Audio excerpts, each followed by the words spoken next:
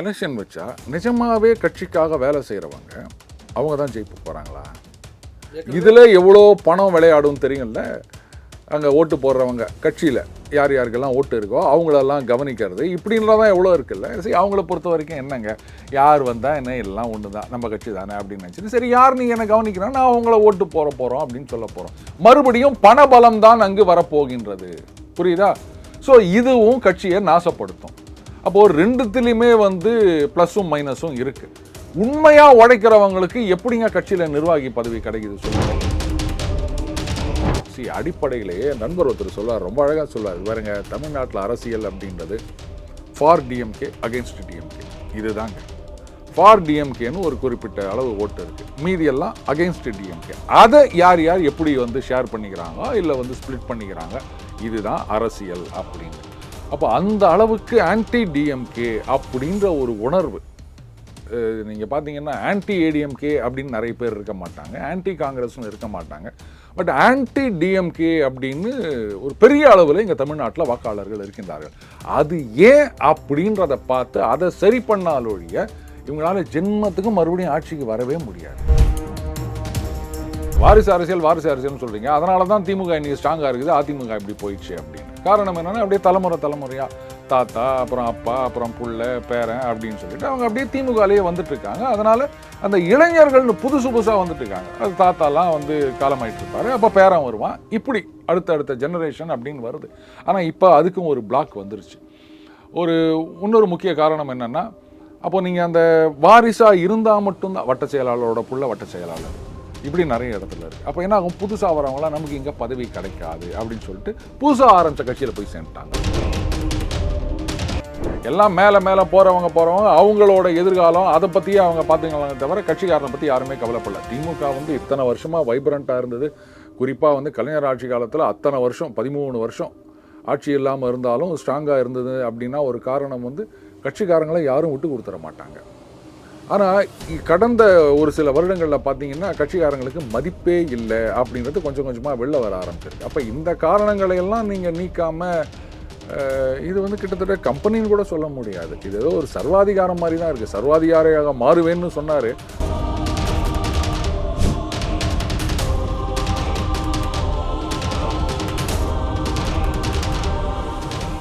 Real one உறவுகளே, நடுநிலையோடு பொறுப்புடன் செய்திகளை வழங்கி பல லட்சக்கணக்கான மக்களின் நம்பிக்கையை பெற்ற நமது சேனலின் வளர்ச்சிக்கு உங்கள் ஆதரவு தேவை. இந்த ஊடக பயணம் தொடர்ந்து வலுப்பெற திரையில் தெரியும் QR கோட் ஸ்கேன் செய்தோ அல்லது டிஸ்கிரிப்ஷனில் உள்ள வங்கி விவரங்கள் மூலம் உங்களால் முடிந்த அளவு சப்போர்ட் செய்யுங்கள். உங்கள் ஒவ்வொரு ஆதரவும் நமது குரலை இன்னும் பல லட்சம் பேரிடம் கொண்டு செல்ல உதவும். ரியல் ஒன் நண்பர்கள் உறவுகள் அனைவருக்கும் வணக்கம். இன்று நம்மோடு இருப்பவர் டெய்லி பஞ்ச் அருண் அவர்கள். வணக்கம் சார். வணக்கம் சிவா. இப்போ திமுகக்குள்ள பதவிகளுக்கு உட்கட்சி தேர்தல் கொண்டு வருவதாக செய்திகள் வெளியாகிருக்கு. காரணம் என்ன அப்படின்னா, கட்சியில் சீரமைப்பு பணிகள் மேற்கொள்வதற்கு டீம் அமைச்சாங்க. அந்த டீமுடைய பரிந்துரையின்படி கட்சியில் பதவிகள் ரெக்கமெண்டேஷன் அடிப்படையில் தான் போடப்பட்டுக்கிட்டு இருக்கு. இனி தேர்தல் நடத்தி கட்சிக்குள்ள தேர்தல் நடத்தி பதவிகள் கொடுக்கலாம் அப்படின்னு ஸ்டாலின் அவர்கள் முடிவெடுத்ததாக செய்தி வெளியாக இருக்குது. எப்படி சார் பார்க்குறீங்க? என்னுடைய பாயிண்ட் ஆஃப் வியூ என்ன அப்படின்னா, இந்த ரெக்கமெண்டேஷன் அப்படின்றது தான் சரி அப்படின்னு நான் சொல்லுவேன். பட் அந்த ரெக்கமெண்டேஷன்றது கரெக்டாக இருக்கணும். இப்போது ஜெயலலிதா அவர்கள் இருந்தபோது பார்த்தீங்கன்னா, சில பேருக்கெல்லாம் சீட்டு கொடுக்கும்போது அவங்க சொல்லியிருக்காங்க, அம்மா என்கிட்ட காசே இல்லைம்மா அப்படின்னா, அதை பற்றி நீ ஏன் கவலைப்படுற, கட்சி செலவு பண்ணணும், நீ கட்சிக்காக கஷ்டப்பட்டு உழைக்கிற அப்படின்றது தெரியும் அப்படின்ட்டு சீட்டு கொடுத்து அவங்கள ஜெயிக்க வச்சுருக்காங்க. ஸோ அந்த மாதிரி நிஜமாகவே கட்சிக்கு உழைப்பவர்கள் யார் அப்படின்றத பார்த்து ஒரு கட்சி தலைவரோ இல்லை ஒரு முதலமைச்சராக இருக்காங்க அப்படின்னும் போது அவங்க எல்லா இடத்துலையும் எல்லா சந்து பொந்துலையும் யார் ஒழுங்காக வேலை செய்கிறான்னு பார்க்க முடியாதுங்க.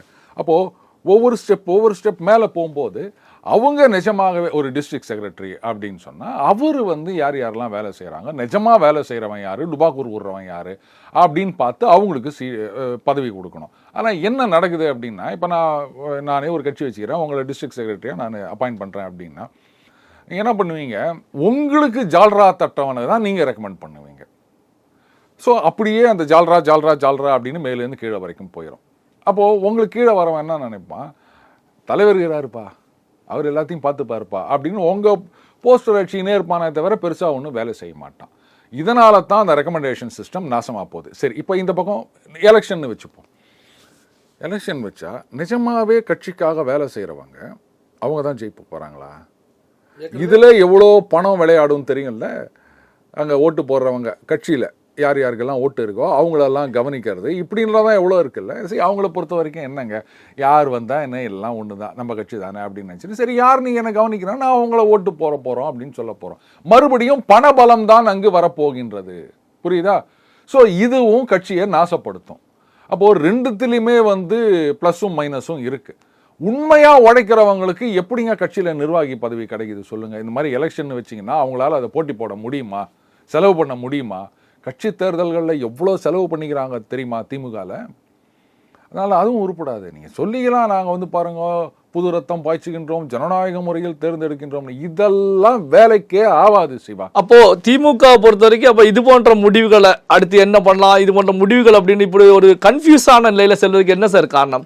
இப்போ கடைசியா உட்கட்சி தேர்தல் எப்போ நடந்தது? ரொம்ப வருஷத்துக்கு முன்னாடி நடந்தது. 2014 காலகட்டத்தில் அதில் நிறைய பிரச்சனைகள் வந்தது அப்படின்றதுனால தான் அதுக்கப்புறம் இல்லாமல் போயிடுச்சு. சரி, இப்போ திடீர்னு மறுபடியும் உட்கட்சி தேர்தல் நடத்த வேண்டிய அவசியம் என்ன? அத்தனை வருஷத்துக்கு முன்னாடி நடந்து தான் தொடர்ந்து 19, 21, அதுக்கப்புறம் 24 அப்படின்னு ஜெயிச்சுட்டு வந்தாங்க. அப்போல்லாம் உட்கட்சி தேர்தல் எந்த பிரச்சனையும் இல்லை, ரெக்கமெண்டேஷனில் தான் வந்தது. இப்போ ஒரு தடவை தோத்து போட்டீங்க அப்படின்ன உடனே ரெக்கமெண்டேஷன் சரியில்லை அப்படின்னு எடுத்துக்க முடியுமா? இவ்வளோ நாளாக ரெக்கமெண்டேஷனில் தானே ஓடி இருந்தது. நீங்கள் 19, 21, 24 ரெக்கமெண்டேஷனில் இருந்தவங்களை தானே வச்சு ஓட்டினீங்க. அப்படி தானே சாலிடாக ஜெயிச்சிங்க. அப்போ இந்த ஒரு தடவை தோத்த உடனே ரெக்கமெண்டேஷன் ஃபெயிலியர் ஆயிடுச்சுன்னு சொல்ல முடியுமா? அப்போ தப்பு அங்கே இல்லை, ஒட்டுமொத்தமாக மக்கள் மனதிலிருந்து.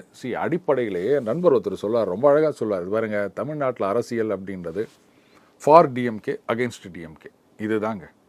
ஃபார் டிஎம்கேன்னு ஒரு குறிப்பிட்ட அளவு ஓட்டு இருக்குது, மீதியெல்லாம் அகெயின்ஸ்ட் டிஎம்கே. அதை யார் யார் எப்படி ஷேர் பண்ணிக்கிறாங்க இல்லை ஸ்ப்ளிட் பண்ணிக்கிறாங்க, இதுதான் அரசியல் அப்படின்னு. அப்போ அந்த அளவுக்கு ஆன்டி டிஎம்கே அப்படின்ற ஒரு உணர்வு. நீங்கள் பார்த்தீங்கன்னா ஆன்டி ஏடிஎம்கே அப்படின்னு நிறைய பேர் இருக்க மாட்டாங்க, ஆன்டி காங்கிரஸ்னு இருக்க மாட்டாங்க. பட் ஆன்டி டிஎம்கே அப்படின்னு ஒரு பெரிய அளவில் இங்கே தமிழ்நாட்டில் வாக்காளர்கள் இருக்கின்றார்கள். அது ஏன் அப்படின்றத பார்த்து அதை சரி பண்ணாலொழிய இவங்களால ஜென்மத்துக்கும் மறுபடியும் ஆட்சிக்கு வரவே முடியாது. இப்போ திமுக பொறுத்த வரைக்கும் அதிமுகவுடன் தோல்வி அடைஞ்சிருந்தா இந்த அளவுக்கு அவங்க யோசிக்க வேண்டிய, சீரமைப்பு செய்ய வேண்டிய சூழல் ஏற்பட்டிருக்காது. ஏன்னா வழக்கமாக நடக்கக்கூடிய நிகழ்வு தான்.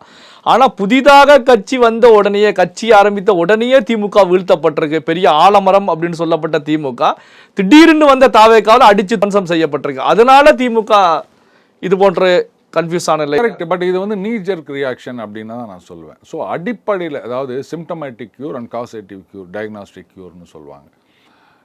ஜுரம் வந்தால் உடனே ஒரு மாத்திரை போகிறது. எதனால் அந்த ஜுரம் வந்தது அதுக்கு தான் பிளட் டெஸ்ட்லாம் எடுக்க சொல்லுவாங்க இல்லையா? ஸோ அதை பார்க்காம நீங்கள் ரைட்டு இப்படி ஆகிட்டாங்க அப்படி ஆகிட்டாங்க, அதை பண்ணுங்க இதை பண்ணுங்க அப்படின்றது சரி வராதுங்க. உண்மையான காரணம் என்னென்னா, மக்கள் மத்தியில் உங்கள் மேலே ஒரு மிகப்பெரிய வெறுப்பு அது உள்ளுக்குள்ளே இருந்திருக்கு, வெளியில் தெரியல பெருசாக. அதனுடைய அடி தான் இப்போ பலமாக விழுந்திருக்கு.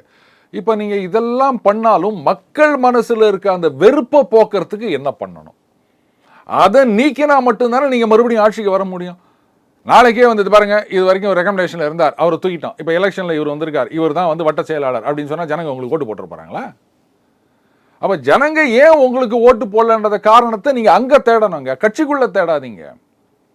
என்ன சொல்லுவாங்க, இல்லை ரெக்கமெண்டேஷனில் வந்தவங்க வேலையே செய்கிறது இல்லை. சரி, இப்போ அந்த எலெக்ஷனில் வரவங்க மட்டும் வேலை செஞ்சுருவாங்களா? மக்களுடைய அந்த நல்லெண்ணத்தை பெற வேண்டும். அப்போ எலெக்ஷன் போது செலவு பண்ணி தான் அவங்க எலெக்ஷனில் ஜெயிச்சு வராங்க. அப்போ அவங்க எப்படி அவங்க வேலை செய்வாங்க?